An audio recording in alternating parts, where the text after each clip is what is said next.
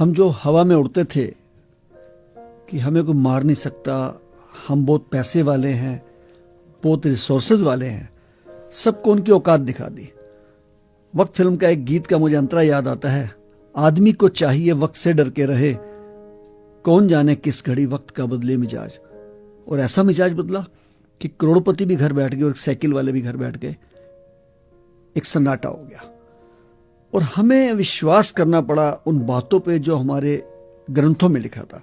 हम अक्सर पढ़ते थे, जगत में झूठी देखी प्रीत, अपने सुख स्यों ही सब लागे, क्या दारा क्या मीत। श्री गुरु ग्रंथ साहब में लिखा था, सुख में आन बहुत मिल बैठत, रहत चहो दिस घेरे, विपत परी सभी संग छाड़त, को न आवत नेरे। हम क्या देख रहे हैं कि लाश पड़ी है बाप की सामने और बच्चा कहता है कि मेरी तबीयत ठीक नहीं है, मैं नहीं उठाऊंगा। पूरे परिवार ने ना कर दी, शंटी जी आप उठा लीजिए। जब हमने लाश उठा के पैक करके एम्बुलेंस में रख ली तो एक पुत्र आगे कहता है, जी मैं दर्शन करना चाहता हूं अंतिम। हमने अंतिम दर्शन कराए। उसने पीपी किट खोली और पापा की डायमंड की अंगूठी उतार के ले गया। पापा को हाथ लगाने को तैयार नहीं है, वो कोविड वाले हैं, लेकिन अंगूठी पे हाथ लगाने को तैयार हैं। किसी ने मां की बालियां उतारी, किसी ने मरे पड़े माँ बाप के अंगूठे लगवाए।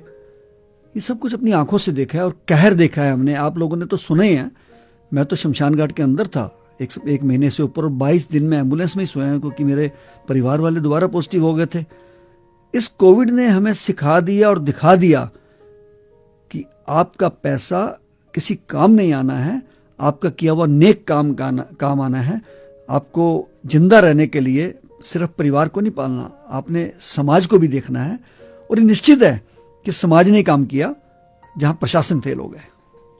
मैं घर पे कभी पानी की बाल्टी नहीं उठाता जी, और मैं शमशान घाट में 80-80 किलो लकड़ी उठा के और दिन में 100 बार रख रहा हूं। और ईश्वर ने इतनी शक्ति दी कि जिस शमशान घाट में 3 डेड बॉडी आती थी वहां 150 की एवरेज हो गई। 150, 40 तो हम घर से लाते थे, 30-40 घर से लोगों के घर में। कोई अमेरिका से फोन आ रहा है, जी हमारे भाई की बॉडी 3 दिन से पड़ी है, कोई पिताजी की बॉडी पड़ी है। कहीं फोन कर रहे हैं, क्योंकि कहीं भी आप देखिए, चाहे यूपी है चाहे दिल्ली है, कहीं भी आप फोन करिए, पेशेंट के लिए एम्बुलेंस है, झगड़ा होने पे पुलिस है, आग लगने पे फायर ब्रिगेड है। लाश के लिए कोई नंबर ही नहीं है। वो घूम फिर के नंबर किसका देते थे? जितेंद्र सिंह शंटी का या शहीद भगत सिंह सेवादल का। हम किसी को मना नहीं करते थे।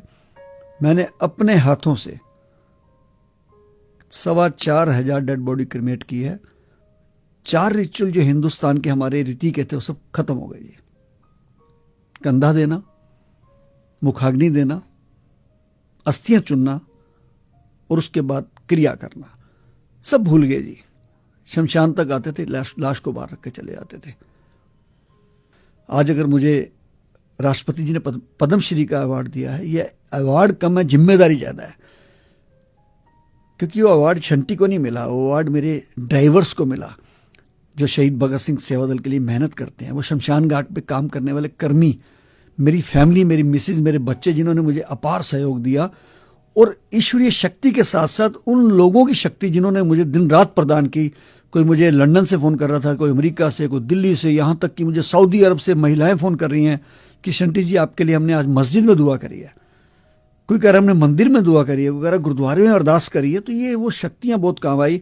इवन दिन मैं शमशान घाट में काम कर रहा था, मुझे उपराष्ट्रपति जी का फोन आया, वेंकैया नायडू जी का, कि शंटी जी हम आपको टीवी पे देख रहे हैं, सारा देश आपके साथ खड़ा है, आप डट के सेवा करिए। उससे हमारे अंदर और शक्ति आ गई। अक्षय कुमार जी ने मुझे फोन किया, शंटी जी मैं तो की सेवा कर सकना वहां, और उन्होंने 2 हमें एडवांस एम्बुलेंस भेज दी। टेक महिंद्रा के मालिक आनंद महिंद्रा जी का फोन आया, एक एम्बुलेंस उन्होंने भेज दी। ये चीजें ईश्वरीय शक्ति से हुई हैं। ये जो हुआ है शंटी ने नहीं किया है। और मैंने तो जो कहर देखा है आपने सुना भी नहीं होगा, मतलब क्योंकि ये कई चीजें सेंसर्ड होती हैं। दुनिया का जिंदगी में मैंने अपने लाइफ में अगर कोई सबसे बड़ा कहर देखा है तो इस पैंडेमिक में देखा है। मैं चश्मा लगा के रखता था बहुत बड़ा सा, क्योंकि ताकि आंखों में धूल ना जाए, धुआं ना जाए। पीपी किट, जुराबें, हाथों पर दस्ताने, लेकिन कुछ चीजों ने हिला के रख दिया जी। एक बच्ची मुझे कहती है, अंकल मेरे पापा की डेथ हो गई है, कहीं जगह नहीं मिल रही संस्कार के लिए। मैंने कहा बेटा मैं गाड़ी भेज देता हूं।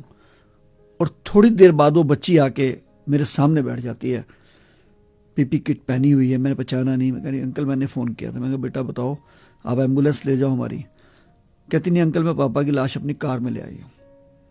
मैंने कहा आप कार में क्यों लाए बेटा? कहती अंकल रात 12 बजे से मैं कार में पापा को लेकर 13 हॉस्पिटल्स में गई हूँ, किसी हॉस्पिटल में जगह नहीं मिली। और सुबह 5 बजे पापा ने ऑक्सीजन खत्म होने पे कार में दम तोड़ दिया। अब सुबह से मैं कार में लेके पापा को, ये लाश को घूम रही हूँ, किसी शमशान घाट पर जगह नहीं है।